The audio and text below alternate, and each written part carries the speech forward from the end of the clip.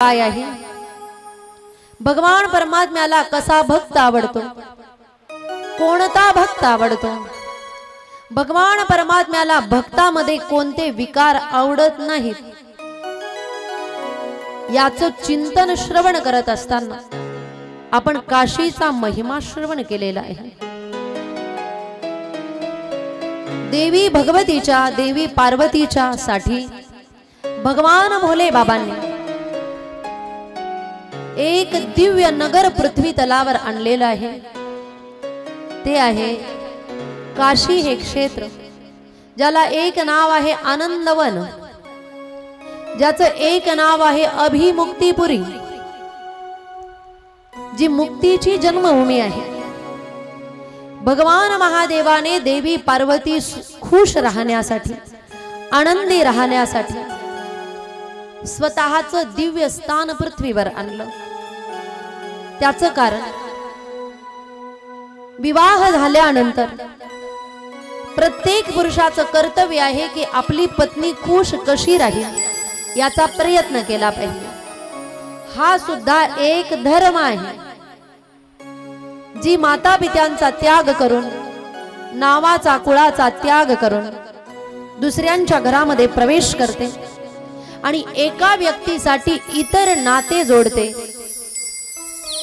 तिचा त्याग प्रत्येक पुरुषाला समजला पाहिजे।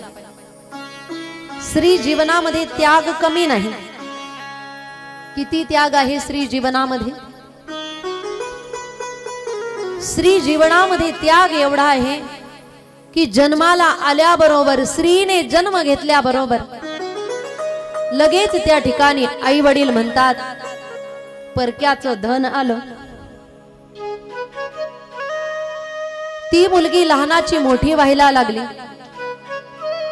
लहानाची मोठी व्हायला लागली, थोडंफार तिला कळायला लागलं, बसता उठता यायला लागलं। ती वाकडी तिकडी जरी बसले तरी सुद्धा आई सांगते मुलीची जात आहे नीट बस, म्हणजे बसण्यामध्येही त्याग। ती मुलगी थोडीशी मोठी झाली, 8वी 9वीला गेली, एखाद्या दिवशी मैत्रिणीच्या घरी गेली, 1-2 तास उशिरा आली की लगेच आई वडील म्हणतात मुलीची जात आहे ना, इतका वेळ दुसऱ्यांच्या घरी बसणं बरं? म्हणजे ती स्त्री आहे, तिचा देह स्त्रीचा आहे म्हणून तिने दुसऱ्यांच्या घरीही जायचं, जास्त वेळ जायचं नाही। विवाह योग्य झाली, 10वी झाली, गावामध्ये 11वी 12वी शिक्षण नाही, बाहेर गावी जावं लागतंय। आणि एखाद्या वडिलांना ते जर आवडत नसेल, ते म्हणतात की एवढं शिकली ना हेच भरपूर झालं, याच्यापेक्षा बाहेर शिकायला मला तुला पाठवणं आवडणार नाही। म्हणजे तिची इच्छा जरी असली तरी तिला कॉलेजमध्ये ऍडमिशन नाही, तिला पुढचं शिक्षण नाही, का? स्त्री आहे म्हणून। हा सुद्धा तिच्या जीवनातला एक त्याग आहे। त्यात जर त्या मुलीने काही घरातले काम केले नाही तरी आईच म्हणते अगं तुला हे जर आलं नाही तर पुढे तुलाही नावं ठेवतील, आणि आईने काही शिकवलं नाही म्हणून मलाही नावं ठेवतील, म्हणून तू हे शिकलंच पाहिजे। तिथेही त्याग।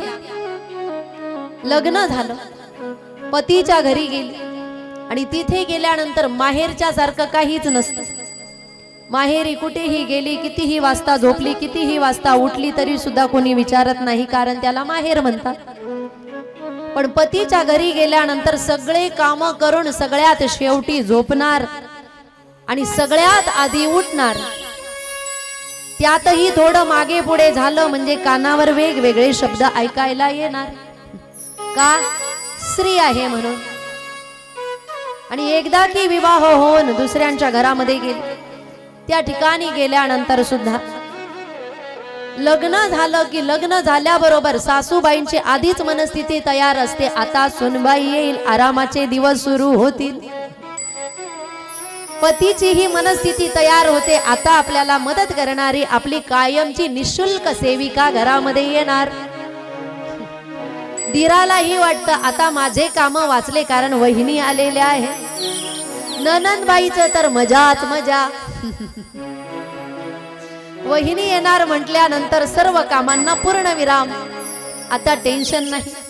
म्हणजे प्रत्येकाला असं वाटतं की एक स्त्री आपल्या घरामध्ये आली म्हणजे हत्तीचं बळ घेऊन आलेली आहे की काय, ती सगळं काही करण्यासाठी आलेली आहे की काय.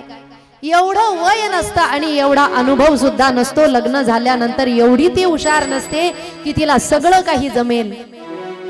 पण ज्या घरात गेली त्या घरातले सगळे सांभाळून घेणारे असतातच असं नाही.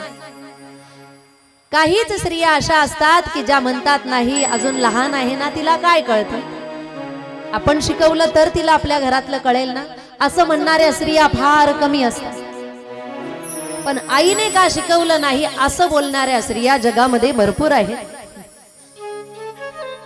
एवढा सगळा त्याग केल्यानंतर, आई वडिलांचं घर सोडल्यानंतर दुसऱ्या घरांची लक्ष्मी म्हणून त्या घरामध्ये प्रवेश करते. जेव्हा दुसऱ्या घरामध्ये प्रवेश करते त्या दिवशी वाजंत्री वाजत असते, त्या दिवशी दिवे लावलेले असतात, त्या दिवशी तिच्या स्वागतासाठी मोठी रांगोळी काढलेली असते. का? लक्ष्मी येणार आहे म्हणून. पण तीच लक्ष्मी घरात आल्यानंतर जर तिची अवहेलना झाली आणि तिला जर दुःख वाटलं तर त्याच लक्ष्मीला दुःख वाटल्यानंतर आपल्या घरामध्ये देव थांबणार नाही असं कुणालाही वाटत नाही.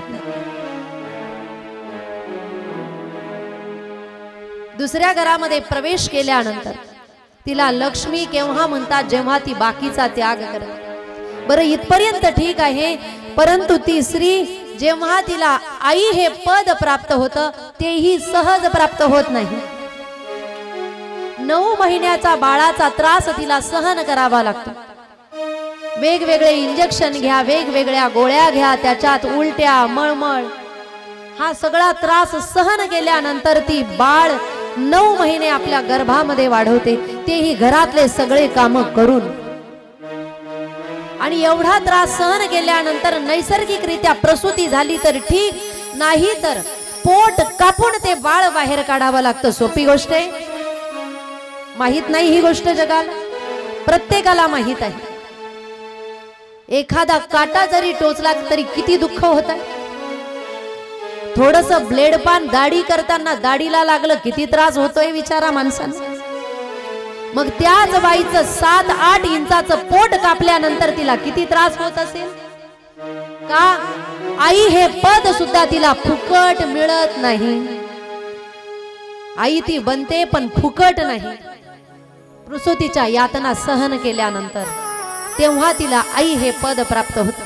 आणि ती ज्या बाळाला जन्म देते त्या बाळाच्या मागे नाव त्या आईचं लागत नाही. कुणाचं लागतं? बापाचं नाव लागतं. जिने पोट कापलेलं आहे तिचं नाव मागे लागत नाही. वडिलांचं नाव त्या ठिकाणी बाळाच्या मागे लागतं. एवढा सगळा त्याग स्त्रीच्या जीवनामध्ये आहे. म्हणून प्रत्येक पुरुषाला समजलं पाहिजे की माझ्या पत्नीचा माझ्यासाठी त्याग किती आहे. आणि जर ती माझ्यासाठी एवढा त्याग करते तर ती सुखी असणं आणि ती आनंदी असणं हे माझं कर्तव्य आहे. हे प्रत्येक माणसाला समजलं पाहिजे. तुम्हाला जर माझं वाक्य आवडलं असेल तर टाळ्या वाजवायला काही हरकत नाही. बळजबरी नको, बळजबरी नको. एवढा सगळा त्याग जर स्त्री करत असेल तर ती खुश राहणं, ती सुखी राहणं, ती आनंदी राहणं फार गरजेचं आहे. आणि हे जेव्हा शिवजींना समजलं त्यावेळेस शिवजींनी पार्वतीला खुश करण्यासाठी अनेक प्रयत्न केले. पुढे अजून कथा भाग आहे की सतीला खुश करण्यासाठी भगवान महादेव काय काय करतात. रामचरितमानस मध्ये एक सुंदर उदाहरण आलेलं आहे. राम प्रभू जेव्हा वनवासात गेले त्यावेळेस चित्रकूट धामामध्ये राहत असताना एका स्फटिक शिलेवर बसलेले असताना राम प्रभू यांनी स्वतःच्या हाताने फुलं गोळा करून आणले आणि स्वतःच्या हाताने फुलांची माळ बनवली. कशासाठी? सीतेच्या गळ्यात घालण्यासाठी. फुलांच्या माळा बनवल्या सीतेच्या हातात बांधण्यासाठी, सीतेच्या केसांवर लावण्यासाठी आणि सीतेच्या गळ्यात घालण्यासाठी. का करतायत राम प्रभू?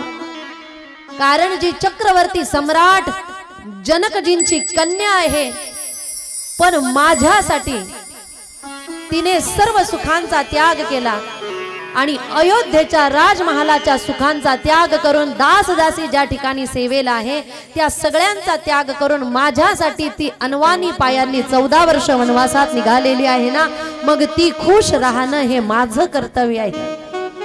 रामचरित मानस मध्ये हा भाग आलेला आहे की राम प्रभू सुद्धा सीता देवींना खुश करण्यासाठी काय करतायत। एक तर जीवन फार दुःखमय आहे, कष्टमय आहे, जीवनामध्ये कुठेही सुख नाही। आणि अशा स्थितीमध्ये जर सुख कुठे मिळत असेल तर ते सुख आहे भगवान परमात्म्याच्या भजनामध्ये, ब्रह्मानंदामध्ये।